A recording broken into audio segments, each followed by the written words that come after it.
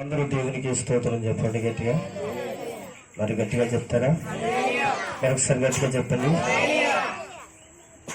సమయము 5 నిమిషాలు తక్కువ, 8 గంటలు అవుతుంది. ఈ సమయంలో ఈ యొక్క ప్రార్థన కూడికి సిద్ధపడి వచ్చినటువంటి సంఘానికి, అలాగే ఈ గృహస్థులకును, అలాగే ఆహ్వానించబడినటువంటి చుట్టాల బంధువులకిను క్రీస్తు నామమున మరొకసారి అందరికీ వందనాలు తెలియజేస్తున్నాను. ప్రియమైన వారిలాగా దేవుని యొక్క వాక్యంలోనికి మనము వెళ్దాం. ఈరోజు పద్మ తన భర్తను ప్రేమించిన దేవుడు వారికి తొలిచూరు కాన్పులో ఇచ్చినట్టు బిడ్డను బట్టి దేవునిని మహిమపరచడానికి ఈ కూడికి ఏర్పాటు చేసుకున్నారు. ప్రియులరా, గతించిన సంవత్సరము అంటే తనను పుట్టినది మొదలుకొని ఈ రోజు 2వ సంవత్సరంలోకి రావటం జరిగింది బాబు ప్రశాంత్. కనుక ఆ బిడ్డను బట్టి కూడి వచ్చిన మీరందరూ కూడా ప్రభు సన్నిధిలో కొన్ని నిమిషాలు దేవుని మాటలు వినాలని తెలియజేస్తున్నాను. ఇప్పుడు బిడ్డ చిన్నవాడు 2వ సంవత్సరానికి వచ్చాడు. మరి ఈ పుట్టినరోజుని చాలా ఘనంగా మంచిగా జరగాలని ఎన్నో ప్రార్థనలు చేసి ఉండొచ్చు. సేవకులుగా మాతో కూడా ఈ కూడిక జరగాలని ప్రార్థన చేయించారు. అయితే ప్రభు యొక్క నామములో నేను ప్రకటించేది ఏమిటి అంటే, ఒక పుట్టినరోజు అనేది చాలా సంతోషకరమైన విషయం. పిల్లల చాలా సంతోషకరమైన విషయం. అది అంటే ఆ పుట్టినరోజు వచ్చింది అని అంటే దేవుడు అనుగ్రహిస్తేనే తప్ప ఆ పుట్టిన రోజును మనము చూడలేము. ఇది నిజం. మీకు తెలియదు, ఆధ్యాత్మికంగా ఎదిగిన వాళ్ళకి లేక బైబిల్ బాగా తెలిసిన వాళ్ళకి అర్థమవుతుంది పుట్టినరోజు విలువ. అయితే బైబిల్ గ్రంథములో నుంచి ఈరోజు పిల్లోడు చిన్నోడు కనుక వాళ్ళు ప్రభు యొక్క పాదాల దగ్గరికి బిడ్డని చిన్నప్పటి నుంచి నడిపించాలని ప్రభువు పేరట నేను తెలియజేస్తూ, తల్లిదండ్రులైన వారు బిడ్డల పట్ల ఉండవలసిన బాధ్యతలను గురించి 1-2-3 విషయాలు చెప్తాం. దేవునికి స్తోత్రం. హల్లెలూయా. తల్లిదండ్రులైన వారు బిడ్డల విషయంలో ఎలాంటి బాధ్యతలు తీసుకోవాలి? ఏ విషయంలో? దేవుని దగ్గరికి నడిపించే విషయంలో, దేవునితో సావాసం చేసే విషయంలో బాధ్యతలు. మీ ఇంట్లో బాధ్యతలు తీసుకుంటారు పిల్లల గురించి, నేను కాదని అంటలేదు. అయితే ఎన్నో అవసరతలు పిల్లలకు ఉంటాయి, ఆడపిల్లలకి మగ పిల్లలకి అవసరత ఉంటాయి. ఇలాంటి బాధ్యతలు తీసుకుంటారు, కాదని నేను అనట్లేదు. దేవుని విషయంలో తల్లిదండ్రులైన వారు తీసుకోవాల్సిన బాధ్యతలు దేవుడు మనకి బైబిల్లోంచి మనకి నేర్పిస్తారు ఆయన. కనుక ప్రియమైన దేవుని పిల్లలాగా, మొదటిగా మనము తల్లి అయిన వారు, తండ్రి అయిన వారు దేవుని పట్ల ఒక బాధ్యత కలిగిన వారుగా వ్యవహరించాలి. ఎందుకు చెప్తున్నానంటే, ఈ రోజున అంచె దినాలలో, ఆఖరి దినాల్లో, అపాయకరమైన దినాలలో లోకంలో ఉన్నటువంటి పరిస్థితులు మనం చూస్తే ఎక్కడ కుటుంబాలలో సరైన పరిస్థితులు మనకి కనబడట్లేదు. పిల్లల విషయంలో చాలా ఇబ్బందికరమైన పరిస్థితులు తల్లిదండ్రులు ఎదుర్కొంటున్నారు. ఎంత మంచి కుటుంబాలైనప్పుడు కూడా పిల్లల విషయంలో ఎదుర్కొనే సమస్య ఈరోజు మీరు చూడాలి, ఆలోచించాలి. ఏంటో తెలుసంటే, ఎంత మంచి కుటుంబమైనా కానీ ఆ తల్లిదండ్రులు చాలా మంచి వ్యక్తులు, ఆత్మీయంగా ఉన్నవాళ్ళు, గౌరవం కలిగిన వాళ్ళు, చర్చలకు వెళ్ళడం. అయితే పిల్లల విషయానికి వచ్చేటప్పటికి పిల్లలు లోకంలో తప్పుపోవటం అనేది చూసినప్పుడు చాలా భయంకరంగా తల్లిదండ్రులు ఏడుస్తూ ఉన్నవారు ఎన్నో వందల వేల మంది కుటుంబాలు మనము ఈరోజు చూడగలుగుతాం. కనుక ఏమైనప్పటికీ కూడా మరొకసారి ఆ తల్లిదండ్రులు ఏం చేయాలంటే పిల్లల విషయంలో ఒక చక్కటి బాధ్యత కలిగి ఉండాలి. చిన్నప్పటి నుంచి కూడా ఒక బాధ్యత కలిగి ఉండాలి. కనుక 115వ కీర్తన తెరిచి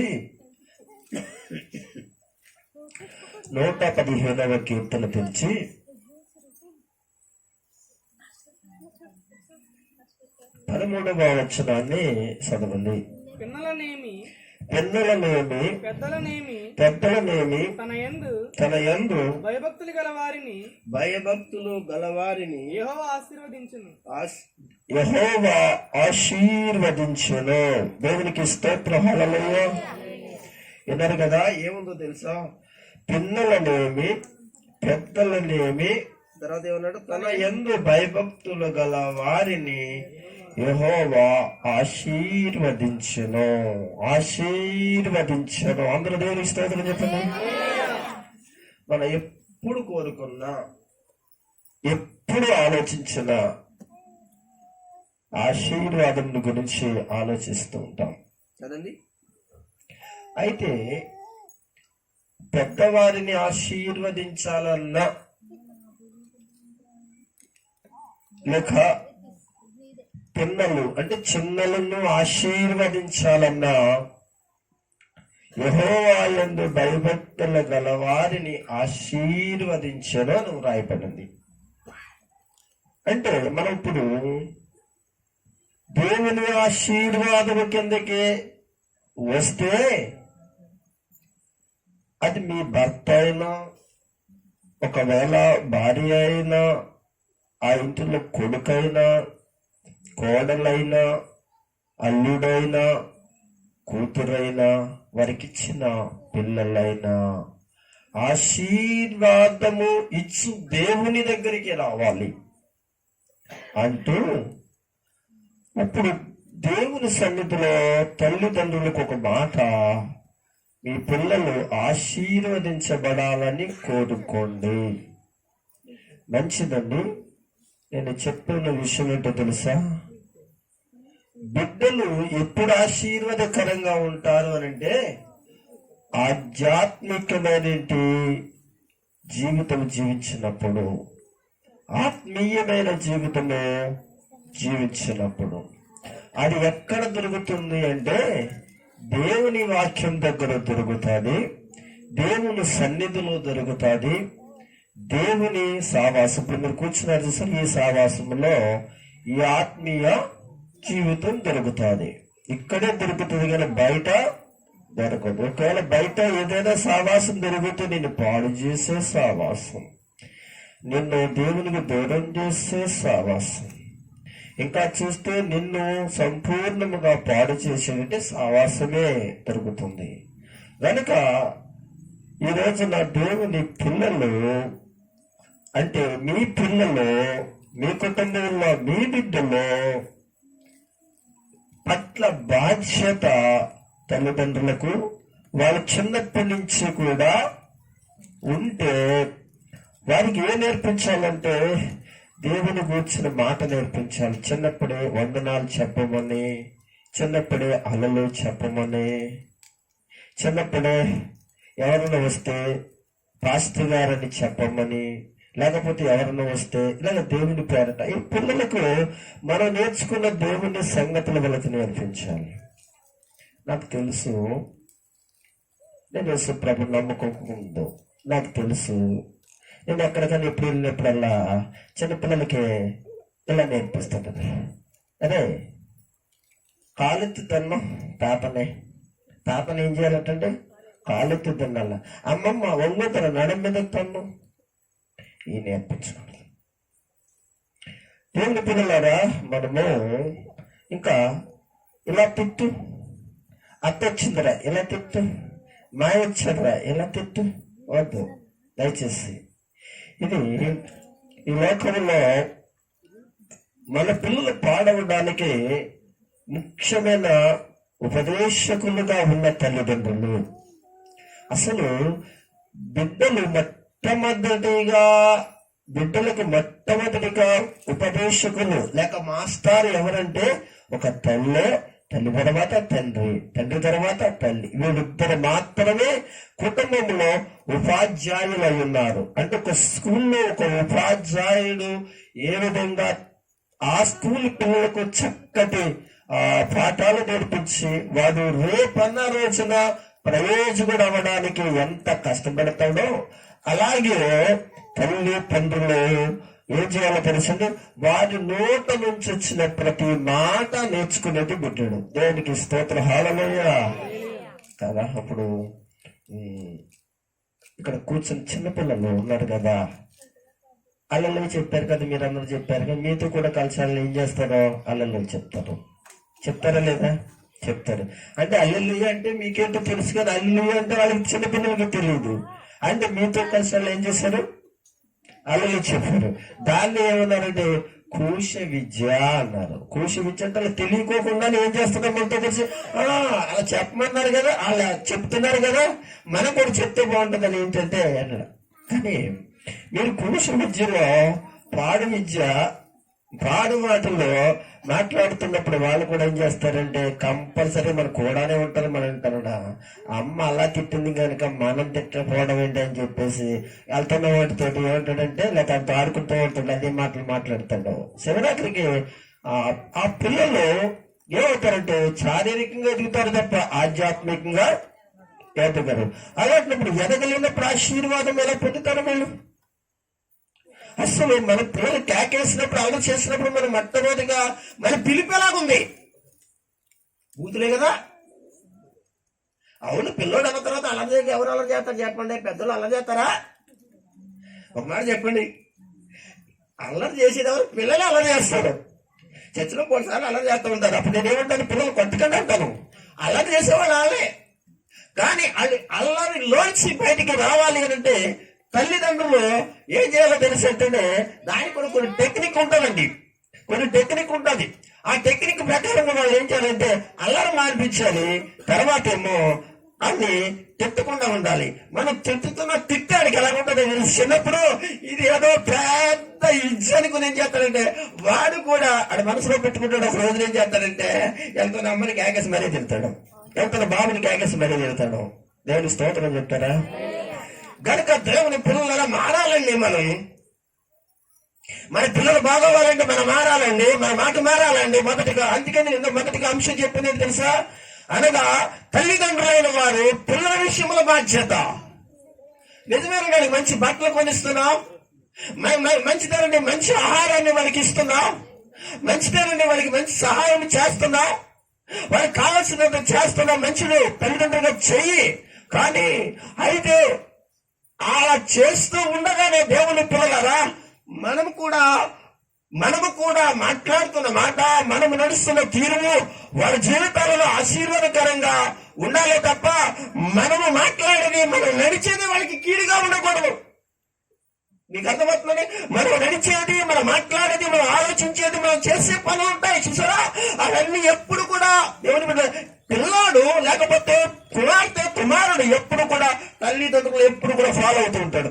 మీకు తెలియదండి, ఎప్పుడు కూడా ఇంటిలో తల్లి తండ్రులను ఫాలో అయ్యేది బిడ్డను మనం చూస్తాం. తండ్రి ఎలాగ మాట్లాడుతున్నాడు, తండ్రి ఎలా చేస్తున్నాడు, తండ్రి అబద్ధాలు ఆడితే ఒకసారి చూస్తాడు, ఏదో అనుకుంటాడు, అని రెండోసారి మాట్లాడితే పెద్ద పట్టించుకోడు, మూడోసారి ఇలాగా ఏమవుతుందంటే మనం మాట్లాడే అబద్ధాలు, మనము చేసేటువంటి శాస్త్రాన్ని కూడా ఏమవుతుందో తెలుసా? బిడ్డకి లేక ఆ కుమారుడికి కుమార్తెకి ఏమవుతుందో తెలుసండి, ఎఫెక్ట్ అవుతుందండి. అది వాళ్ళ జీవితం ఏమవుతుందో తెలుసా? మంచి ఆశీర్వాదకరమైన పరిస్థితుల్లో మనంతటి మనమే మనకు తెలియకోకుండా, అంటే మనం ఏమనుకుంటున్నాం అంటే పర్వాలేదో మాట్లాడేసుకుంటున్నాము, పర్వాలేదో పక్కన అబద్ధాలు అడుగుతున్నాము. మీ పక్కన ఎవరున్నారు? దేవుని స్తోత్రం, హల్లెలూయా. దేవుని స్తోత్రం చెప్పండి, హల్లెలూయా. కొన్ని విషయాల్లో మా మేము పాస్టర్ గారు మాట్లాడుతూ చేస్తున్నాం, మా పిల్లలు బతకాలని అంటాం. కొన్ని విషయాలు మాట్లాడుకున్నప్పుడు ఎక్కడికి వెళ్ళి కూర్చోండి, ఆ అవసరం వాళ్ళకి. దేవుడికి స్తోత్రం చెప్పండి. ఎందుకో తెలుసా? మనమేనండి, ఎందుకో పెద్దవాళ్ళమండి, మన దగ్గర జ్ఞానం ఉందండి, మన దగ్గర బుద్ధి ఉందండి, మన దగ్గర ఒక పెద్దతనం ఉందండి. కనుక అవన్నీ జీవితాలను మనం మాట్లాడుతున్నా, ఆ పెద్దతరంగా మాట్లాడుతున్నప్పుడు అలాగే మన పిల్లలకి ఇది ఎఫెక్ట్ అవుతుందేమో కనుక మనం జాగ్రత్తగా ఉండాలి. ఇది మన పిల్లలకు ఆశీర్వాదకరంగా ఉంది కనుక కూర్చోబెట్టి మనం మాట్లాడుతున్నప్పుడు వారికి బోధ చేసినట్టు వారిగా మనం మాట్లాడుకునే మాటలో మనకు ఉండాలి. కనుక అప్పుడు ఏమంటే దేవుని పిల్లలారా, పిల్లలేమి పెద్దలనేమి తన యందు భయభక్తులు గల వారినందరినీ కూడా యెహోవా ఆశీర్వాదము. నిజంగా దేవుని పిల్లరా, నేను కోరుకుంటుంది తెలుసా? మీ పిల్లలు ఆశీర్వదించబడాలి. హల్లెలూయా. సంతోషంగా చెప్పండి, హల్లెలూయా. అయితే దేవుని బిడ్డ, తండ్రివైన నీవు, తల్లివైన నీవు, నీ బాధ్యత ఒక్కసారి ప్రభు చెప్తున్నాడు. మత్తయి సువార్త 19వ అధ్యాయం 19వ అధ్యాయంలోకి రండి. 19వ అధ్యాయం తెలిసిన వీరు 13వ వచనము 14వ వచనము చూడగలరా? అప్పుడు ఆయన వారి మీద చేతులుంచి ప్రార్థన చేయవలని కొందరు చిన్నపిల్లలను ఆయన వద్దకు తీసుకుని వచ్చిరి. దేవునికి స్తోత్రం, హల్లెలూయా. వింటున్నారా? వాక్యములో మత్తయి సువార్త 19వ అధ్యాయము 13వ వచనములోను అనగా 14వ వచనములో రాయబడిన విషయాన్ని మరొకసారి చదువుదాం. అప్పుడు ఆయన వారి మీద చేతులుంచి ప్రార్థన చేయవలని కొందరు ఒకసారి అందరూ స్తోత్రం చెప్పాడు. ఆ కొందరు ఎవరంటే తల్లిదండ్రులు, పెద్దవాళ్ళు. ఆ కొందరు అనే విషయాన్ని మీరు మర్చిపోదు. కొందరు ఎవరంటే తల్లిదండ్రులు. ఇక్కడ అంటున్న కొందరు చిన్న పిల్లలను ఆయన యొద్దకు తీసుకుని వచ్చారు. తల్లిదండ్రులారా, ఈ బాధ్యత యేసు ప్రభు దగ్గర తీసుకురావాలి మీ పిల్లలను. దేవుని బిడ్డలారా, దేవుని వాక్యం వింటున్న వారిలో దయచేసి ఒకసారి నాకు చూడండి. ఒకసారి అందరు గట్టిగా స్తోత్రాలు చెప్పగలరా? హల్లెలూయా. దయచేసి ఇలా మనం ఉందాం. దేవుని యొక్క వాక్యం చెప్తుంది, మన పిల్లలను దేవుని యొద్దకు తీసుకురావాలి అని చెప్తున్నాడు. తల్లిదండ్రులైన వారు మన పిల్లలను ఇంటిగా వదిలేయటం కాదు, మన పిల్లలను ఎక్కడెక్కడ విడిచిపెట్టడం కాదు. ఒక విషయం చెప్పండి, నాకు ఎక్కువగా తెలిసిందే తెలుసా? మీ పిల్లలు అనగా చర్చికి తీసుకురావడానికి అయితే మాత్రము అనగా చాలా ఆలోచిస్తూ ఉంటారు, తీసుకురావడానికి ఇష్టపడరు. అది ఎక్కడికైనా వెళ్ళాలంటే మన పిల్లలు మనతోనే ఉండాలని తీసుకువెళ్తాం. మంచిదే, తప్పులేదు. అంతకంటే మంచి స్థలము, అంతకంటే ఆశీర్వాదకర స్థలము దేవుని మందిరం కదా, దేవుని చర్చ్ కదా, ప్రార్థనా స్థలం కదా. మరి ఎందుకని అక్కడికి తీసుకురాలేకపోతున్నాం, ఎందుకు నడిపించలేకపోతున్నాం? కొంచెం పెద్దోళ్ళు అయ్యారండి, అవును కదా. కొంచెం పెద్దోళ్ళు అయ్యారండి, అవును కదా. అందుకే చిన్నప్పటి నుంచి నడిపించమని నేను చెప్పాను. పెద్దయిన తర్వాత రారు కనుక, పెద్దయిన తర్వాత రావడానికి ఇష్టపడరు కనుక మనం ఎక్కడికి నడిపించాలి ఆలోచించండి. ఇక్కడ అంటున్నాడు, అప్పుడు ఆయన వాడి మీద చేతులుచి ప్రార్థన చేయమని కొందరు ఆ చిన్నపిల్ల ఆయన దగ్గర తీసుకుని వచ్చింది. ఎవరు తీసుకుని వచ్చారు? ఎవరు ఆ చిన్నపిల్ల తీసుకొచ్చారు? ఆ ఇంటి వాళ్ళు తీసుకొచ్చారు, ఆయన ఉన్న చోటకి తీసుకొచ్చారు, ఆయన ఉన్న ప్లేస్లోకి తీసుకొచ్చారు. ఆయన ఉన్న చోట ఆశీర్వాదం ఉందని ఆయన తెలుసుకున్నారు. దేవుని పిల్లలను గమనించండి. ఏమండి, మన పిల్లలు చిన్నప్పటి నుంచి పెరిగిన తర్వాత, పెద్ద అయిన తర్వాత కూడా అది ఆధ్యాత్మికంగా ఉండాలి. ఒకసారి అందరూ స్తోత్రం చెప్పండి. ఒక మాట చెప్పనా నేను, మీ పిల్లలు ఆధ్యాత్మికంగా ఎదగాలని ఇప్పుడు కోరుకోవాలి. కానీ ఏమండి, ఆర్థికంగా మనము ఎదగాలని, ఆర్థికంగా బాగోలేదు కనుక, బాగుంటలేదు కనుక ఆర్థికంగా ఎదగాలి అని కోరుకుంటున్న వారులారా, ఆర్థికంగా కోరుకుంటా నీవు ఆర్థికంగా పైకి రావాలనుకున్న నీ జీవితంలో, అది భర్త అయినా, భార్య అయినా, బిడ్డ అయినా, కూతురైనా, కుమారుడైనా, అల్లుడైనా, ఎవరైనా ఆర్థికంగా పైకి రావాలి, ఆర్థికంగా కావాలనుకున్నప్పుడు, నువ్వు ఆశీర్వాదము ఆర్థికంగా కావాలనుకున్నప్పుడు, ఆధ్యాత్మికంగా ఎదిగినప్పుడు మాత్రమే ఆర్థికమైనది మాత్రం ఎదుగుతావు. అనగా ఆధ్యాత్మికంగా మరి ఆశీర్వాదకరంగా లేకపోతే ఆత్మీయంగా నువ్వు లేనప్పుడు ఆర్థికంగా ఎంత ఎదిగినా, ఎన్ని లక్షల వేల రూపాయలు సంపాదించినా అది నాశనమే. ఎందుకు తెలుసా? ఆత్మీయంగా లేదు గనుక ఆ బిడ్డ, అది ఆడపిల్లలైనా మగపిల్లలైనా, దేవుని బిడ్డలను గమనించండి. నేను చాలా సార్లు చెప్పేటట్టు తెలుసా, మొదటిగా దేవుని పిల్లలుగా ఆత్మీయంగా అనగా ఎదగాలనుకున్న వాళ్ళు ఎవరైతే ఉంటారో ఆర్థికంగా కూడా చాలా బాగుంటారు. కానీ మరి ఆధ్యాత్మికంగా బాగోకుండా ఆర్థికంగా కోసమే పాటలాడుతూ ఉంటే దేవుని బిడ్డలారా ఆర్థికమైనది కూడా మనకి దొరకదు. ఆధ్యాత్మికంగా జీవితంలో నాశనం అయిపోయే పరిస్థితులు జరుగుతాయి. ఇక్కడ అంటున్నాడు, అందుకే మీరు అనగా చిన్నప్పటి నుంచే, సంవత్సరం పిల్లడప్పటి నుంచే, 2 సంవత్సరాల పిల్లడప్పటి నుంచే వారికి ఇంటిలో దేవుని మాటలు చెప్పాలి, దేవుని యొద్దకు వెళ్ళాలి. మనకు గుడి ఉందరా, మనకు యేసయ్య ఉన్నాడురా, మనం ప్రార్థన చేయాలిరా, ప్రార్థనకి వెళదామురా అని చెప్పాలి తప్ప, ఒరే అమ్మమ్మ వాళ్ళు అక్కడికి వెళ్తారురా, అమ్మమ్మ వాళ్ళు ఎక్కడికి వెళ్తారురా, అక్కడికి వెళ్ళి ఇచ్చేస్తారురా, వచ్చేస్తారురా, లేకపోతే నాయనమ్మ వాళ్ళు ఎక్కడికి వెళ్తారు, అక్కడే వెళ్తారు. వాళ్ళ ఇల్లులు అయితే నేను చెప్పాను కనుక వాళ్ళతో కలిసి పంపించడం, వాళ్ళతో చేతులు పంపించడం, నువ్వు నీకు సరదాగా వచ్చును కానీ నీ జీవితంలో ఒక రోజున ఎదుగురికి ఇచ్చినట్టు కుమార్తె అయిన కుమారుడైనా నీకు ఆశీర్వాదకరంగా పెరగలేడు. ఎందుకు తెలుసా? ఇక్కడ నేను చెప్తున్నాను, మీరు ఆశీర్వదించబడడానికి మీ బిడ్డలను ప్రభు దగ్గరికి నడిపించండి. ఇక్కడ అంటున్నాడు, ఇంకా 14 వచ్చింది, ఆయన శిష్యులు తీసుకుని వచ్చిన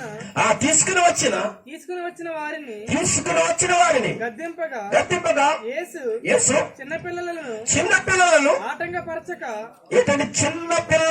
ఆటంకపరచక వారు నా యొద్దకు రానివ్వండి. దేవుడికి మహిమ కలుగును గాక. అవును, చిన్న పిల్లలను అనగా దేవుని బిడ్డలారా నా యొద్దకు రానివ్వండి, వాళ్ళ ఆటంకపరచుకోండి. ఏముందండి, ఇంటికాడ ఏడిపించేస్తుంటాడు, మళ్ళీ చర్చకానికి వస్తే అందరికీ ఇబ్బందికరంగా ఉంటుంది. మీరు ఏం చెప్పారు, స్టార్టింగ్ లో పిల్లడు అంటేనే ఇబ్బందికరంగా ఉంటుంది. ఎందుకంటే వాడికి జ్ఞానం ఎదగలేదు, వాడు ఇంకా మెచ్యూర్ అవ్వలేదు. వాడి జీవితంలో ఇది మంచి అని, ఇది చెడ్డాన్ని, ఇది ఎడవకూడదని అక్కడ ప్రార్థన ఇదానికి తెలియదు. అవన్నీ తెలియటం కొరకు ఆయన ఏం చేయాలంటే కొంతకాలం ఉపాధ్యాయురాలుగా నువ్వేం చేయాలి, సహించాలి. నువ్వు తట్టుకోవాలి, తల్లిగా తట్టుకోవాలి. దేవుని పిల్లలారా ఇక్కడ చెప్తున్నాడు, నా యొద్దకు రానివ్వచ్చున్నాడు, ఆయన దగ్గరికి రావాలి. అవును, చిన్నప్పుడే రావాలండి. అవును, చిన్నప్పుడే రావాలి. చెప్తాను, చిన్నప్పుడే బాప్తిసం తీసుకోవాలండి. చిన్నప్పుడే బాప్తిసం తీసుకోవాలి. చిన్నప్పుడు అంటే బాగా చిన్నప్పుడు ఏంటండి, 10 సంవత్సరాలు దాటాక, 13 సంవత్సరాలు దాటాక. దేవునికి స్తోత్రం. ఇంకా చిన్నపిల్లడు ఏంటండి, 10 సంవత్సరాలు వచ్చేటప్పటికి వాడు ఏం చేస్తున్నాడు తెలుసా? ఏం చేస్తున్నాడా? రంగులు రాట్నం అయిపోతున్నాడా, ఎక్కడ పడితే అక్కడ గిర్రని తిరుగుతున్నాడు రంగులు రాట్లేగా. ఇంకా చిన్నపిల్లడు ఏంటంటే తెలియదు ఏమి లేదు. దేవుడి పిల్లారా ఆలోచించండి. ఈరోజు దేవుని వాక్యం చదివిస్తున్నమాట, దేవుని మాటలు చదివిస్తున్న విషయం కనుక ప్రియమైన దేవుని పిల్లలమైన మరి మనము తల్లిదండ్రులుగా వారి విషయంలో ఎలాంటి పరిస్థితులు కలిగి ఉన్నాము ఆలోచించండి. వాక్యం చదివిస్తున్నట్టు మాట ఏంటో తెలుసా? నా యొద్దకు తీసుకుని రండి. రావడానికి చాలా కారణాలు చెప్తాడు. ఆ కారణాలు చెప్పినప్పుడు నువ్వేం చేస్తావు? వదిలిపెట్టేశావు.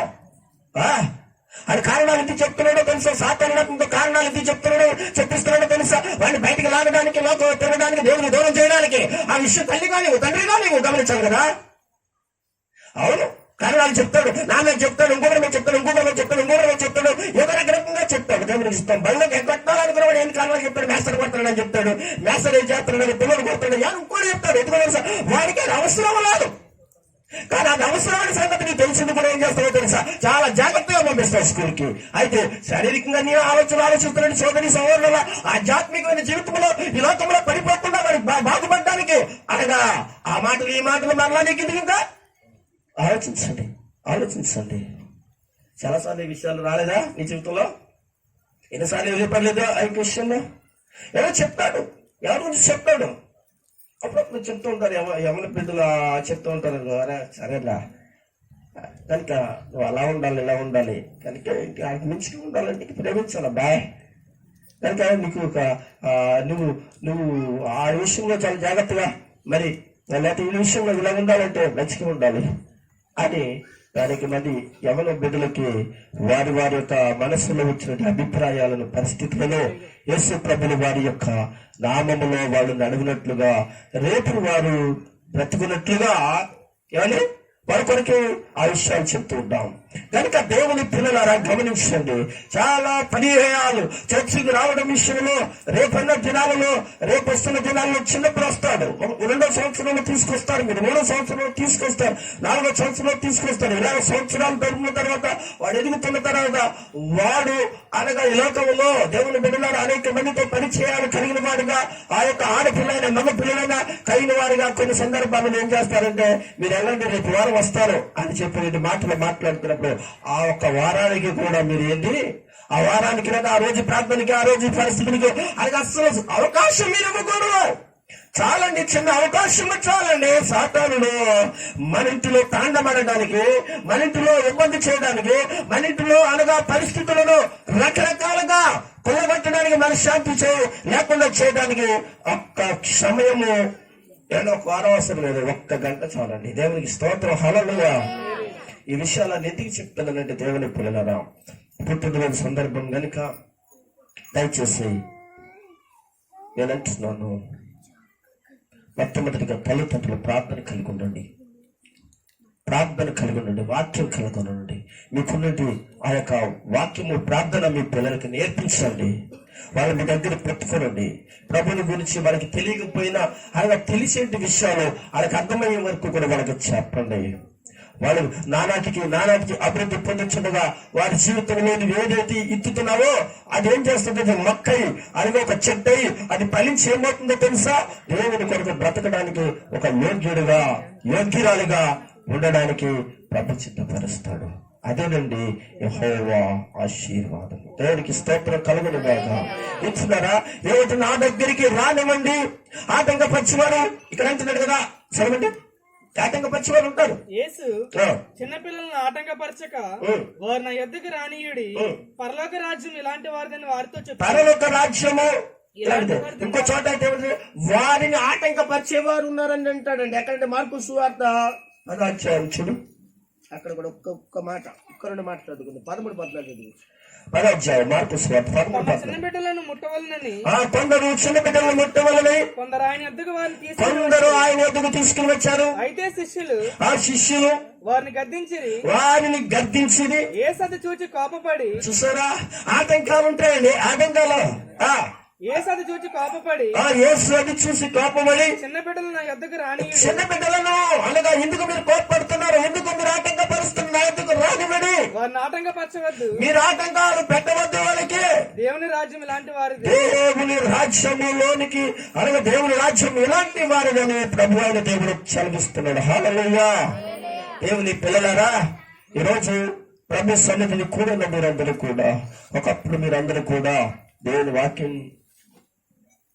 వాక్యం విని దేవుని మాటలు విని ఈ రోజున మీరు ఆధ్యాత్మికంగా ప్రార్థిస్తున్నారు, ఆధ్యాత్మికంగా పాటలు పాడుతున్నారు, ఆధ్యాత్మికంగా సువార్త చేస్తున్నారు, ఆధ్యాత్మిక అనేక మందిని ప్రభు దగ్గర నడిపిస్తున్నారు. గల కారణము ఈ జీవితంలో ఏమండి యేసు ప్రభు దగ్గరికి ఆటంకాలు వచ్చినా గానీ, పరిస్థితులు బాగోపోయినా గానీ ప్రభు యొక్క పాదాల దగ్గర మీరు చేరారు కనుక, ప్రార్థించారు కనుక ఏం జరిగిందంటే దేవుని బిడ్డలారా ఈ రోజున దేవుని ఎదగడానికి అవకాశం ఉంది. ఒకసారి అందరూ స్తోత్రం చెప్పండి. హల్లెలూయా. కనుక ఈ రోజున మిమ్మల్ని బయటికి లాగేవాళ్ళు ఎవరు లేరు. ఎందుకో తెలుసా, మీరు బాగా బలపడ్డారు, మీరు దేవుళ్ళు బాగా బలంగా ఉన్నారు. మీరు యేసు ప్రభులో ఏం చేస్తున్నారో తెలిసి గట్టిగా ఉన్నారు కదా. కారణం ఏంటో తెలుసా, ఇదిగో ఉపదేశాలు మీరు విన్నారు. అలాగే మీ పిల్లలు కూడా ఉపదేశాలు వినిపించండి, అనగా దేవుని మార్గాన్ని విషయపరచండి. ఎవరి కష్టమే ఏదైనా మనము ఏదైనా చెప్పినప్పుడైతే ఏమొచ్చేమో కానీ దేవుని విషయం చెప్పేటప్పటికి ఏమవుతుందో తెలుసంటే కొంతమంది వింటారు, కొంతమంది వినరు. ఎందుకంటే వినకుండా చేయడానికి ప్రయత్నాలు చేసేటట్టు సాతానుడు ఎక్కడ ఉంటాడో తెలుసంటే మన పక్కనే ఉంటాడు. మనతోనే ఉంటాడు. ఉండేం చేస్తాడంటే అనగా మన బిడ్డలను ప్రభు కొరకే బ్రతుకోకుండా చేసే పరిస్థితుల్లో అది చేస్తాడు. కనుక అందుకే మనం తల్లిదండ్రులుగా ప్రతి క్షణంలో ఆలోచించాలి, వాళ్ళ కొరకని ప్రభు కొరకు సిద్ధపరచాలని తెలియజేస్తున్నారు. ఇంకొక మాట మీకు నేను చెప్పాలి. బోధకాండంలో ఒక మాట ఉంది, సార్ చూద్దాం. జస్ట్ నేను 10 నిమిషాల్లో ముగిస్తాను. ఈ మాట మీకు చూపించి బోధకాండం 6వ అధ్యాయం 6-7 వచనాలు చదవగలరా? నేడు నిన్ను ఆజ్ఞాపించు. చూడండి, ఏనండి చక్కటి మాట. నేడు నేను నీకు ఆజ్ఞాపించు. ఈ మాటలు నీ హృదయములో ఉండవలెను. నీ హృదయములో ఉండవలెను. నీవు నీ కుమారులకు వాటిని అభ్యసింపజేసి. చూడండి దేవుడు మళ్ళొక్కసారి చదువు మాట ఎలా ఉందో. నేడు నీకు ఆజ్ఞాపించు. నేడు నేను నీకు ఆజ్ఞాపించు. ఆజ్ఞ అంటే దేవుడు మన కుటుంబాలకు ఇస్తున్న ఆజ్ఞ, మన బిడ్డలకు ఇస్తున్న ఆజ్ఞ, లేకపోతే మన యొక్క తల్లిదండ్రులుగా ఉన్న మనకిస్తున్న ఆజ్ఞ. నేను నీకు ఆజ్ఞాపించిన ఈ మాటలు హృదయములో ఉండవలెను. ఎక్కడంటే తల్లిదండ్రులైన వారులారా, దయచేసి మీ హృదయములో ఉండవలెను. నీవు నీ కుమారులకు ఇదిగో నీ హృదయములో ఉన్న మాటలు, నీ చెప్పిన మాటలు, నీ చేతిలో ఉన్న వాక్యము నీ హృదయంలో ఉన్నప్పుడు అప్పుడు ఆ మాటలు, నీ చెప్పిన మాటలు అన్ని కూడా నీ పిల్లలకు వాటిని అభ్యసింపజేసి, అంటే వాటిని అలవాటు చేయండి. ఏంటి అలవాటు చేయాలి? దేవుని బిడ్డలారందరూ చెప్పిన యొక్క అలాంటి భూతి శాస్త్రంలో పరిస్థితులు కూడా ఆ అలవాట్లు కాదు. ప్రార్థన అలవాట్లు చేయండి, పాటల అలవాట్లు చేయండి, మందిరానికి వచ్చే అలవాట్లు చేయండి, దేవునికి పరిచర్య చేసే అలవాట్లు చేయండి. చిన్నప్పటి నుంచి ఆయన దేవుని బిడ్డలారా, మీ పిల్లలు ఆశీర్వదించబడాలని కోరుకుంటున్న వారులారా, దయచేసి మీ పిల్లలకు దేవుని వాక్యములో ఉన్న విషయాలు నేర్పించండి. నీ ఇంట కూర్చుంటున్నప్పుడు దేవునికి స్తోత్రం, హల్లెలూయా. ఏమండి ఒకసారి ఇలా చూడండి. ఇంకా ఏంటంటే ఇక్కడ అంటున్నాడు, నీ ఇంటను కూర్చున్నప్పుడు నీ పిల్లల దగ్గర కూర్చోబెట్టుకుని యేసు ప్రభువుకు వచ్చి చెప్పు. చిన్నప్పుడు పెద్ద అయిన తర్వాత వాళ్ళకి చదువుకుంటారు కాబట్టి వాళ్ళకి అర్థమవుతుంది. చూడండి, ఎక్కడికైనా వెళ్ళినప్పుడు కూడా ఏం చేయాలి? చెప్పాలంటే దేవుని పిల్లలను గమనించండి. ఇంటికాడ ఉన్నప్పుడు చెప్పాలంటే, ఎక్కడికైనా ప్రయాణంలో వెళ్తున్నప్పుడు కూడా చెప్పాలంటే, పండుకునేటప్పుడు పడుకునేటప్పుడు కూడా ఏం చెప్పాలంట? చెప్పాలా లేదా? చూడండి, ఎంత బాధ్యత కలిగి ఉన్నావు లేదు తల్లిగాను తండ్రిగా ఆలోచించండి. లేచినప్పుడు వాటిని గురించి మాట్లాడవలెను. అబ్బా ఏంటండి, ఏ విషయాలండి? అరే లేచావా, బ్రష్ చేసావా, ఇడ్లీ తిన్నావా, బళ్ళకి వెళ్ళావా? ఇది కాదు, అలాగే చేస్తారు. నువ్వు ఎందుకంటే వాళ్ళకి అది కావాలి. బ్రష్ చేసిన తర్వాత ఏం కావాలి? వాళ్ళకి టీ కావాలి, టిఫిన్ కావాలి, లేకపోతే లోపల గంటపోతే వాళ్ళకి నువ్వు చెప్పక్కర్లేదు. కానీ వాళ్ళకి తెలియదు ఉంటుంది. అదే తెలుసా? లేచిన తర్వాత ప్రార్థన చేసావా, వాక్యం చదువుకున్నావా, రాత్రి మాత్రం నువ్వు వాక్యం చదువుకున్నావా, ప్రార్థన చేసుకున్నావా? ఏంటండి ఇవేనండి మాట్లాడుతాను. చూడండి, నీవు నేర్చుకున్నది వాక్యమును తల్లిగా నువ్వు నేర్చుకున్న ఆ ప్రార్థన నువ్వు నేర్చుకున్నదే. కొత్తదేం కాదు కదా, నీకు కొత్తదేం చెప్పమంటలేదు దేవుడు. అదే కానీ చెప్తున్నాడు. మళ్ళీ చదవమ్మా 6వ వచనం నుంచి. నేడు నేను నీకేది ఆజ్ఞాపించాడో, నీకేదైతే బోధించాడో పాస్టర్ గారు, నీకేదైతే పరిశుద్ధాత్ముడు చెప్పాడో అలాగే ఎలా ప్రార్థించాలి, ఎలా వాక్యం వినాలి, ఎలాగ దేవుని సన్నిధికి రావాలి, ఏ టైంలో ఏ విధంగా ఉండాలి, ఏ విధంగా ఏం మాట్లాడాలి అనగా నేడు నీకు ఆజ్ఞాపించినట్టు మాటలు అనేవి ఉండవు కదా. నీ హృదయంలో ఉండవలెను. నీ హృదయాలు మొట్టమొదటిగా నియమించుకోవాలి. నీవు నీ కుమారులకు అదిగో నీ కుమారులు కావచ్చు, నీ కుమార్తెలు కావచ్చు, వాటిని అభ్యసింపజేసి వాటిని నేర్పించడానికి అభ్యసింప చేయడానికి నీ ఇంట కూర్చుంటున్నప్పుడు, ఇదిగో నీ ఇంటిని కూర్చున్నప్పుడు, నీ ఇంటిగా కూర్చున్నప్పుడు, ఖాళీగా నీటిగా కూర్చున్నప్పుడు, త్రోవ నడిచినప్పుడు అప్పుడు నువ్వు అనొచ్చు, ఇంటిని కూర్చుని మీరు అనొచ్చు, అయ్యా నేను చదువుకోలేదు కదా, ఏదో విన్నాను తప్ప. విన్నది చాలదు ఏంటండి? విన్నది మీరు చెప్పలేదా? మొగల దగ్గర బ్రొక్కలేదు కదా, అప్పుడు ఎప్పుడో మొగల దగ్గర ఆవిరిపోయింది. ఇప్పుడు ఎక్కడైనా ఏదైనా గబిక్కని మాట్లాడుకుంటున్నప్పుడు అబ్బాయి దాని తర్వాత అది కాదు ఇది అని ఖచ్చితంగా చెప్పేవాళ్ళు లేకపోలేదు. మర్చిపోయారు మీరేంటి? మర్చిపోలేదు కదా, మర్చిపోరు. మరి అలాంటప్పుడు అనగా చదువుతో పని ఉంది, అనగా నువ్వు అనగా చర్చిలోకి వెళ్ళి కూర్చున్నా, చెవులతో విన్నా, మనసులోకి వచ్చింది కనుక 1, 2, 3 లేకపోతే మొత్తానికి 100,000 యొక్క వాక్యాలు అవసరం లేదు కానీ 1, 2, 3 చామని అనగా నీ పిల్లలు కూర్చోబెట్టి చెప్పాలి కదా, నీతిని కూర్చున్నప్పుడు చెప్పాలి కదా. అప్పుడే కదా నీ బిడ్డ ఆశీర్వదించబడతాడు, అప్పుడే కదా ప్రభువులు ఎదుగుతాడు, అప్పుడే కదా ప్రభు కొరకు బ్రతుకుతాడు. ప్రభు కొరకు బ్రతికాడంటే నీ కొరకు బ్రతుకుతాడు. దేవునికి స్తోత్రం. హల్లెలూయా. వినిచిన్నారా? నువ్వు కష్టపడు. ఇంట్లో వచ్చినప్పుడు త్రావలో నడిచినప్పుడు త్రావలో చాలా కనపడుతుంటాయి. అవన్నీ మళ్ళీ అడుగుతున్నాడు, అన్ని ఎత్తులు అవుతున్నాయి బాబు అని. త్రావలో కూడా ఏం చేయాలో తెలుసు, దేవుని గురించి చెప్పిన మార్గాలు ఏమో ఉన్నాయి. తర్వాత పండుకున్నప్పుడు లేచినప్పుడును, పడుకునేటప్పుడు కూడా ఏమండి అందరికంటే పడుకో అని మనం చెప్తాం మన పిల్లలకి. కానీ మా తరంలో అయితే, మా చిన్నతనంలో అయితే మేము పెద్దలకాడే పడుకునేటది. ఇప్పుడు కనీసం ఏమండి 10 గంటలకి పడుకున్నాడంటే అబ్బో చాలా గ్రేట్ అండి. ఎన్ని గంటలకు పడుకున్నట్టే? 10 గంటలకు పడుకున్నట్టు గ్రేటే. ఎవరు ఇప్పుడు పిల్లలు? పెద్దల సంగతి వదిలిపెట్టండి. పెద్దలకి ఏదో పనులు ఉంటాయి, గురువార సెలవు ఉంటుంటాయి అండి. పూర్వకాలంలో అయితే ఆ పెద్దలు కూడా ఏమండి 8 గంటలకి దేవుని స్తోత్రం కలుగుతుంది. మా నాన్నగారు 6:30కి పడుకునేవాడు, మళ్ళీ 8 గంటలకు లేచేవాడు. మా చుట్టుపక్కల వాళ్ళు 8 గంటలు లేస్తే మా ఆయన లేచిపోయేటప్పుడే అని చెప్పి చుట్టుపక్కల వాళ్ళు చెప్పుకునేవాళ్ళు. ఆలోచించండి, ఎందుకు చెప్పమంటారా దేవుని బిడ్డలారా? ఇక మేము పడుకున్నాం, పడుకోకపోయినా ఆయన మాత్రం పడుకునేవాడు. అప్పుడు మేము చదువుకునే వాళ్ళు కనుక దేవుడి దగ్గర ఎత్తుకుని ఆయన మళ్ళా 8 గంటలు ఖచ్చితంగా లేచేవాడు అండి. అలా బయటికి వెళ్ళి వచ్చాడు, మంచినీళ్ళు వేసుకుని మళ్ళీ పడుకునేవాడు. మళ్ళీ 8 గంటలు 4 గంటలు లేచేవాడు. దేవుని స్తోత్రం. హల్లెలూయా.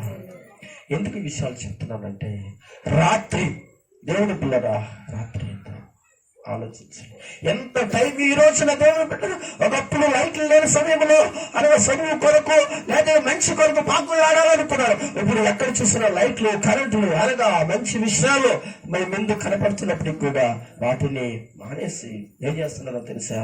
అర్ధరాత్రి వరకు అనగా ఈ రోజున ఏమండి పాడైపోయిన యువత లేకపోతే యవనస్తులు ఎలాంటి పరిస్థితులు ఉన్నారని ఎక్కడ చూస్తూ ఉంటుంటే ఎక్కడెక్కడో తిరుగుతూ జీవిస్తున్నారు. సిటీలో మరీ దారుణంగా ఉన్నారండి, మరీ దారుణంగా కనపడుతున్నారు. దేవునికి స్తోత్రం కలుగును గాక. హల్లెలూయా, హల్లెలూయా, హల్లెలూయా అని నేను ఒక సాక్ష్యం విన్నాను. ఆ సాక్ష్యం ఏంటంటే సినిమా యాక్టర్ ఎవరంటే ఆయన పేరు సూర్య వాళ్ళ యొక్క పిల్లలు బయటికి వెళ్ళి అర్ధరాత్రికి 1 గంటకి అలా 2ంటికి వస్తే, ఆడపిల్లండి వస్తే కారు వేసుకుని వస్తే వాళ్ళ తల్లిగారు ఒక 2-3 సార్లు గట్టిగా మందలించి, ఈ టైం నీకు అంత అవసరం ఏంటి? సిటీలో తిరిగి ఆడపిల్లలు మగపిల్లలే కాబట్టి ఆయన సాక్షి అయిపోయాడు. అప్పుడు సూర్య తన పిల్లలను దగ్గర పెట్టుకుని, అంటే అప్పుడు ఆయన యేసు ప్రభు నమ్మలేదు కనుక, ఆ టైంలో ఆ పరిస్థితి కనుక యేసు ప్రభు నమ్మిన తర్వాత తన పిల్లలు ఎక్కడికి వెళ్ళి వస్తున్నారో, ఏమేం చేస్తున్నారు, అప్పుడు ఆయనకి బాధ కలుగుతుంది, దుఃఖం కలుగుతుంది. ఆయన కూడా ఒకప్పుడైతే బయటికి వెళ్ళి వచ్చి చేసేవాడు కనుక ఆయన చేసిన పనులు ఆయన పరిస్థితులు అన్నీ కూడా మంచివి కాదు. అయితే ఇప్పుడు మంచిగా మారాడు. ఆయన మంచిగా మారినప్పుడు కూడా ఏదో సందర్భంగా నైట్ కొంచెం మంచి పనులు చేసుకుని వస్తున్నప్పుడు కూడా పిల్లలు ఆ పరిస్థితుల్లో చూసినప్పుడు బిడ్డల గురించి ఆయన సాక్ష్యం చెప్పాడు. ఇది ఇలా ఉంది పరిస్థితి. ఒక రోజున తన తల్లిని ఎదిరిస్తున్నట్టే తన బిడ్డని చూసి చాలా బాధపడ్డాడటండి. మీరు ఆలోచిస్తున్నారా? నేను చెప్తున్నది, ఆ కుమార్తె ఎదిరిస్తున్న పరిస్థితులు ఆయన అంత పెద్ద మీటింగ్ లో ఆయన ఏం చేస్తున్నాడో తెలుసండి, ఆ యొక్క సాక్ష్యాన్ని చెప్తున్నాడు. ఎందుకంటే పిల్లలు ఇలాగైపోయారు, మీ పిల్లలు అలాగే మా పిల్లలు కూడా ఇలా అయిపోయారు అని చెప్పి, అది ఎప్పుడో జరిగిన విషయం. తర్వాత వాళ్ళు ప్రభులోకి మెల్లిగా ఆయన నడిచాడు కనుక తన పిల్లలను మంచి మార్గంలో నడిపించుకోవడానికి తన తల్లి గాను తండ్రి గాను వాళ్ళు కొన్ని బాధ్యతలు వాళ్ళకి చెప్పి ప్రభులో నడిపించారు. దేవునికి స్తోత్రం కలుగును గాక. కనుక దేవుని పిల్లలారా, ఈరోజు అతనిలో రాత్రి అందు రాత్రి నీ పిల్లలు వాక్యం చదువుతున్నారా? నీ పిల్లలు ప్రార్థన చేస్తున్నారా? నీ పిల్లలు దేవుని యొక్క మాటల గురించి నువ్వు మాట్లాడుతున్నావా? ప్రభు మాట్లాడుతున్నారు. తర్వాత వచ్చే ఒకసారి లాస్ట్ లో లేచినప్పుడు వాటిని గురించి అవును, ఉదయ కాలం లేచినప్పుడు కూడా మాట్లాడాలి దాని గురించి ఏం మాట్లాడి చిన్నపిల్లలకైతే అలాగే మనం దేవుని మాటలు చెప్పాలి. వాళ్ళకి కొంచెం పెద్ద ఎదిగిన తర్వాత వాళ్ళు చదువుకునే స్థితిలోకి వచ్చిన తర్వాత వాళ్ళకి చెప్పాలి. ఏమని చెప్పాలి? చదువుకుండ్రా బైబిల్, చదువుకోమ్మా బైబిల్ తల్లి అని చెప్పాలి. ఒకసారి అందరూ స్తోత్రం చెప్పండి. సూచనగా వాటిని చేతులకు కట్టుకును, అవి నీ కన్నులకు నడుము బాసికము వలె ఉండవలెను. దేవునికి ఒకసారి గట్టిగా స్తోత్రం చెప్పండి. చేతు కట్టుకోమంటున్నాడు వాక్యము. ఇక్కడ అంటున్నాడు నొసటన నడుము భాగంలో ఇక్కడ రొసటన కట్టుకోమంటాడు. ఎందుకు కట్టుకోమంటున్నాడు? అనగా చూడగానే చేతులు కనపడేది వాక్యం. అలాగే తడము గాని మొదలుతడం గాని కనపడేది తెలిసే వాక్యము. అంటే మనకు గుర్తు చేస్తాను పిల్లల విషయంలో దేవుడు చెప్పాడు కదా, దేవుడు చేశాడు కనుక ఈ చేతులకు దేవుడు వాక్యమును అనగా నీ లోసటను అంటే నీ తలలో నీ ఆలోచనలో ఎప్పుడు మర్చిపోకూడదు. తల్లిగా తండ్రిగా వాక్యము నీ దగ్గర ఉండాలి, చేతిలో వాక్యం ఉండాలి, అనగా నీ యొక్క మైండ్ లో వాక్యం ఉండాలి, శరీరంలో అనగా వాక్యం ఉండాలి ఒక తల్లిగా అని చెప్తున్నాడు. అప్పుడు అలా చేసిన తల్లి గాని, అలా చేసిన తండ్రి గాని, అలా చేసిన కుటుంబంలో ఎవరైనా కానీ అన్న గాని అక్క గాని ఎవరైతే పెద్దవాళ్ళు ఉంటారో, ఎవరైతే అలా చేసిన వారు ఉంటారో వాళ్ళందరూ కూడా ఏం చేయబడతారో తెలుసా? ఏం చేయబడతారో తెలుసండి? ఒక్క మాట 123వ కీర్తన ఒక్క మాట చెప్తాను. అలా చేసిన బిడ్డలు ఏమవుతారో ఒక్క మాట నీకు చూపిస్తాను. 123 ఒక్కసారి లాస్ట్ ఒక్క మాట చదువుకుందాం.